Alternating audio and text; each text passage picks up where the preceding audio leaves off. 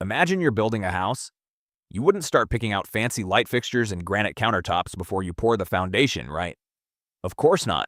That would be insane. The house would collapse before you even moved in. Yet that's exactly what most people do with their money. They chase the exciting stuff, stocks, crypto, the next hot investment, while completely ignoring the boring foundational work that actually matters. And then they wonder why they're not getting anywhere.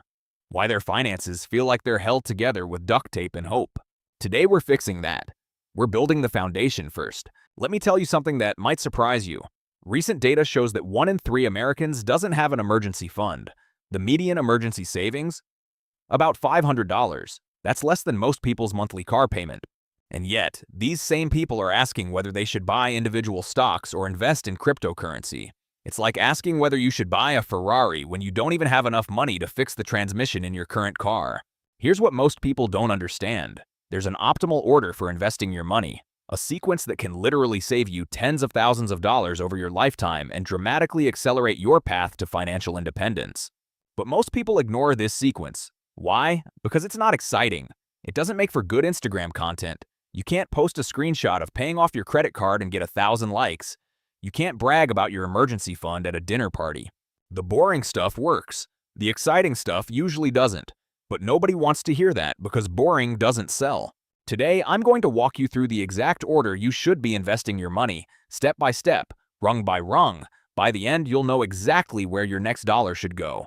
And I guarantee some of this is going to surprise you. Let's start at the very bottom. The foundation.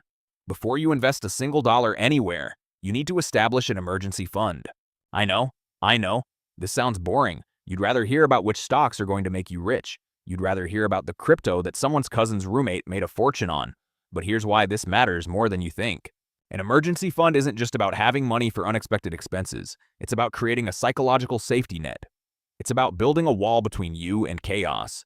When your car breaks down, when you face an unexpected medical bill, when your hours get cut at work, having cash means you don't have to sell your investments at the worst possible time. You don't have to rack up high-interest debt to cover the expense. You don't have to panic. One person sees an unexpected $1,000 bill and their world collapses.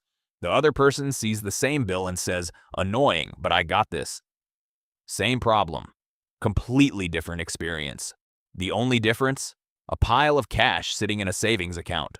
So how much should you save? The traditional advice is 3 to 6 months of expenses. But honestly, that range is so broad it's almost useless. It's like telling someone to eat some food when they ask how much they need. Here's what I recommend instead. Start with your first $1,000. That's it. Just get to $1,000 as fast as you can. Sell stuff. Work overtime. Pick up a side gig. This covers most minor emergencies and gives you that psychological safety net. Then work toward 1 month of living expenses. Then 2. Then 3. Break what feels like an overwhelming goal into manageable chunks. You're not trying to save 6 months overnight. You're just trying to get to the next milestone. Here's something interesting that most people don't realize. Research shows that people with just $2,000 in emergency savings report significantly higher financial well-being than those with nothing. Not $20,000. $2,000. $2,000 isn't life-changing money, but the peace of mind that comes from having it, that changes everything. Without this foundation, every other investment you make is built on sand. One unexpected expense and the whole thing comes crashing down. Once you've got your emergency fund in place, we move to the next rung. And this is where most people get tripped up. They want to skip this part because it's painful, but skipping it is like trying to outrun a bear with a broken leg. You need to eliminate all high-interest debt before you invest anything else. And when I say high-interest debt, I'm talking about anything charging you more than about 8% annually. Credit card debt is the obvious villain here. The average credit card interest rate is hovering around 22%. Let me put that in perspective. If you have $5,000 in credit card debt at 22% and you make only minimum payments, you'll pay nearly $2,800 in interest over 5 years. That's $2,800 that could have been working for you instead of against you. Carrying credit card debt while investing is like trying to run a marathon with a backpack full of rocks. Every step is harder. Every mile costs more. You're moving forward, but you're carrying dead weight that's dragging you down. Mathematically, paying off debt with a guaranteed high interest rate provides a guaranteed return equal to that interest rate. That 22% return is better than Warren Buffett's long-term average, and it's guaranteed. No market risk, no volatility, just guaranteed. Here's the strategy. List all your debts with their interest rates and minimum payments. Pay the minimums on everything, then throw every extra dollar at the debt with the highest interest rate. This is called the debt avalanche method. Some people prefer the debt snowball method, paying off the smallest balances first for psychological motivation, and if that works for you, do it. But the avalanche method saves you the most money mathematically. Every dollar you use to pay down that debt is earning you a guaranteed return at equal to the interest rate you're avoiding. No stock market investment can promise you that. No crypto can guarantee that. It's the closest thing to a sure thing in personal finance. Now we get to the first exception. The first time you should invest before paying off all your debt. And this is where the ladder gets interesting. If your employer offers matching contributions to your retirement plan, you should contribute enough to get the full match, even before you finish paying off high-interest debt. This might seem counterintuitive. Why would you invest when you still have 22% credit card debt? Because the math is compelling. Employer matching is essentially a guaranteed 100% return on your investment up to the match limit. Let's say your employer matches 50 cents on the dollar up to 6% of your salary. If you earn $50,000 a year, contributing $3,000 to get the full $1,500 match represents a 50% immediate return, plus whatever your investments earn over time. Let's say your employer matches 50 cents on the dollar up to 6% of your salary. If you earn $50,000 a year, contributing $3,000 to get the full $1,500 match represents a 50% immediate return, plus whatever your investments earn over time. It's like finding money lying on the ground that your employer will double if you pick it up, and people are stepping right over it because they're too busy chasing the next hot stock. The key is to contribute just enough to get the full match, then redirect all your extra money back to paying off high-interest debt. Once the debt is gone, you can increase your retirement contributions. There's one caveat here. Some companies have vesting schedules. That means you need to stay with the company for a certain number of years to keep the matching funds. If you don't plan to stay, make sure you understand the rules. But even with vesting requirements, the immediate return from employer matching usually makes it worthwhile. Free money is free money. Once you've got your emergency fund, eliminated high-interest debt, and captured your employer match, we move into what I call the tax optimization zone. This is where most people mess up because they get distracted by shiny objects. Your next step is to maximize your individual retirement account, your IRA, and here's why this comes before putting more money into your employer's 401k. Your IRA gives you far more control over your investment choices. Most corporate 401k plans offer a limited menu of funds, often with fees that can eat into your returns like termites in a wooden house. With an IRA, you can invest in low-cost index funds and ETFs that charge fees of just a few basis points. In many 401k plans, you're stuck paying 1% or more. That might not sound like much, but over decades, those fee differences can cost you tens of thousands of dollars. It's the difference between keeping your money and slowly feeding it to fund managers who drive nicer cars than you do. Now, here's where the decision gets more complex. You need to choose between traditional and Roth versions of these accounts, and this choice can literally save or cost you thousands in taxes over your lifetime. Traditional accounts let you deduct contributions from your current taxable income, but you pay taxes when you withdraw the money in retirement. Roth accounts make you pay taxes up front, but then all your withdrawals in retirement are completely tax-free. It's the classic question: pay taxes now or pay taxes later. It's like choosing between a hangover now or a hangover later. Both are painful, but one might hurt less depending on your situation. Here's the general rule that works for most people. If you're currently in a high tax bracket and expect to be in a lower one in retirement, choose traditional accounts to get the tax deduction now. If you're in a lower tax bracket now but expect to be in a higher one later, choose Roth accounts to pay the lower rate today. For young people starting their careers, Roth accounts usually make sense. You're likely in your lowest earning years, and tax brackets will probably only go up from here. For high earners at their peak, traditional accounts might be better to reduce the current tax burden. And if you're not sure, split your contributions between both types. Create tax diversification. Give yourself options in retirement.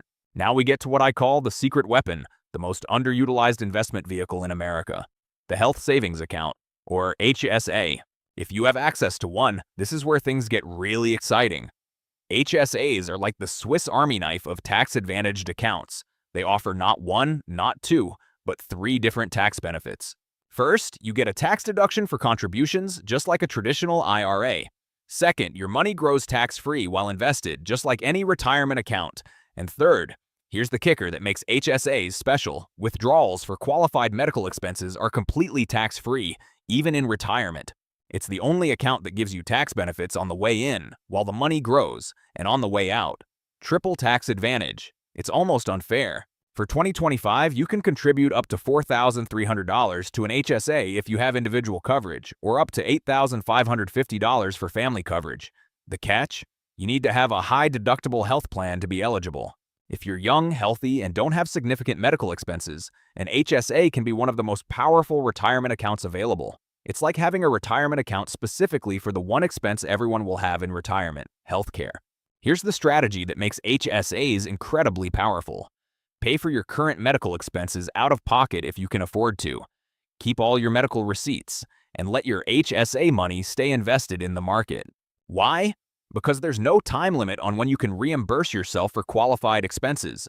You could pay for a doctor visit today, keep the receipt, and reimburse yourself from your HSA 20 years from now, tax-free, all while the money grew untouched for 2 decades. After age 65, HSAs become even more flexible. You can withdraw money for any purpose, though you'll pay income tax on non-medical withdrawals, just like a traditional IRA. But medical expenses in retirement are essentially guaranteed. The math on HSAs can be absolutely stunning. If you max out HSA contributions for 30 years and achieve a 7% annual return, you could have over $400,000 in completely tax-free money available for medical expenses. Given that the average couple retiring today will spend over $300,000 on healthcare throughout retirement, an HSA can essentially make those costs disappear from your retirement budget. That's not a retirement account, that's a superpower. Once you've maxed out your IRA and HSA contributions, you go back to your 401k. And this time, you're not just going for the match, you're going all the way to the limit. For 2025, the contribution limit is $23,500 for most people. If you're 50 or older, you can add another $7,500 in catch-up contributions for a total of $31,000. At this point, you're really cooking with gas from a tax perspective. Between your IRA, HSA, and 401k, you could potentially shelter over $35,000 annually from current taxation. That's serious money that gets to compound without the IRS taking their cut every year. Here's something that might surprise you. Most people never get past this point. The average American saves about 6% of their income, which usually isn't enough to max out even their employer match and IRA contributions, let alone everything else.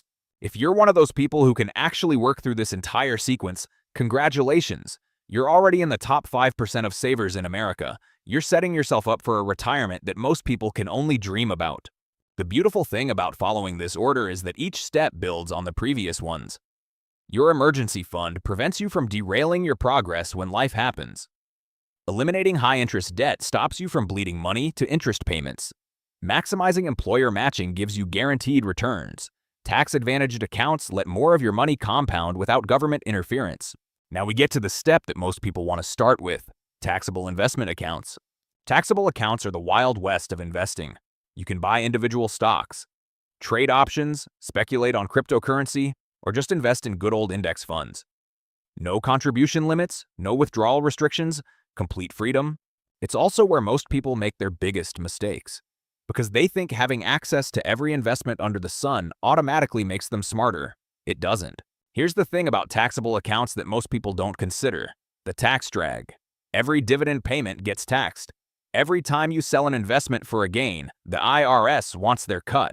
Let's say you invest $10,000 annually for 30 years. In a tax-advantaged account earning 7%, you end up with about $944,000. In a taxable account with the same return but paying taxes on dividends and capital gains along the way, you might end up with closer to $700,000. That's nearly a $250,000 difference, just from tax drag, just from skipping the steps you were supposed to take first. It's like running a race while someone keeps throwing sand in your shoes. You can still finish, but it's going to be a lot harder than it needs to be. But here's where taxable accounts become valuable once you've maximized everything else. They offer complete flexibility. Need money for a house down payment in 5 years? No problem. Want to retire early before you can access your retirement accounts? Taxable accounts give you the bridge funding you need.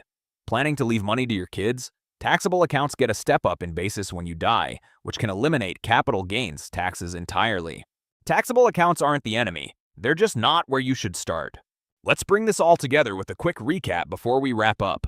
Rung 1. Emergency Fund. Start with $1,000, built to 3 months of expenses. This is your foundation. Without it, everything else is built on sand. Rung 2. High interest debt. Credit cards, personal loans, anything over 8%. Attack the highest rate first.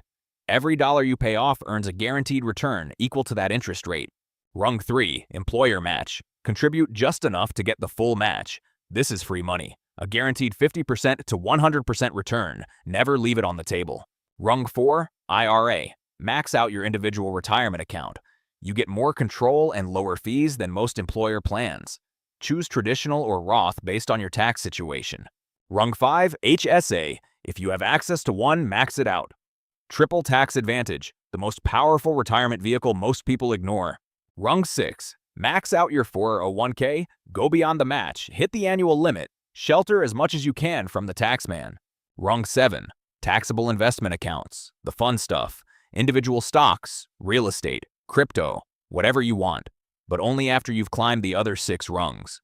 Now you might be sitting there thinking, this is a lot, this is overwhelming, where do I even start? Here's the truth, you don't have to do all of this at once, you just have to know the order, you just have to know where your next dollar should go. If you have credit card debt and no emergency fund, your next dollar doesn't go into crypto. It doesn't go into individual stocks. It doesn't go into that new ETF you heard about on TikTok. Your next dollar goes into that emergency fund, then into that debt. If you have credit card debt and no emergency fund, your next dollar doesn't go into crypto. It doesn't go into individual stocks. It doesn't go into that new ETF you heard about on TikTok. Your next dollar goes into that emergency fund, then into that debt. If you've captured your match, your next dollar goes into your IRA, then your HSA, then back to your 401k, then taxable accounts. That's it. That's the sequence. It's not complicated. It's not exciting. It doesn't require a PhD in finance. It just requires discipline. The exciting stuff comes later, after you've done the boring work, after you've built the foundation, after you've created the base that lets the exciting stuff actually work.